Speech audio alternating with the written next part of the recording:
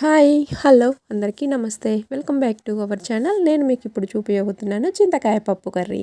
చింతకాయ పప్పుని చేయడానికి కోసం అని చెప్పి నేను కందిపప్పును అయితే తీసుకొని శుభ్రంగా కడిగేసి పప్పు కుక్కర్లో వేసేసుకున్నాను. అందులో ఇప్పుడు చింతకాయ ముక్కల్ని చిన్న చిన్నగా చేసుకొని వాటిని శుభ్రంగా కడిగేసి ఇప్పుడు ఆ పప్పులో అయితే వేసేసుకుంటున్నాను. వీటితో పాటు మనం ఇప్పుడు కుక్కర్లో పప్పు ఉడికించినప్పుడు పొంగుతుంటుంది. అలా పొంగకుండా ఉండడం కోసం అని చెప్పి మనం ఆయిల్ని పసుపుని కొంచెం కొంచెంగా యాడ్ చేసేసుకొని దాని మీద కుక్కర్ మూత పెట్టేసుకొని స్టవ్ వెలిగించుకోండి.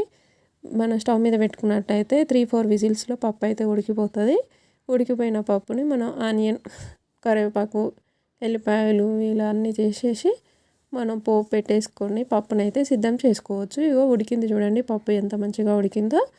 ఈ ఉడికిన పప్పు కోసం నేను పోపునైతే సిద్ధం చేస్తున్నాను. ఓకే ఫ్రెండ్స్, పప్పు తయారైపోతుంది. ఆ ఉడికిన పప్పుని ఇందులో పోసి కారం యాడ్ చేస్తే ఓకే ఫ్రెండ్స్.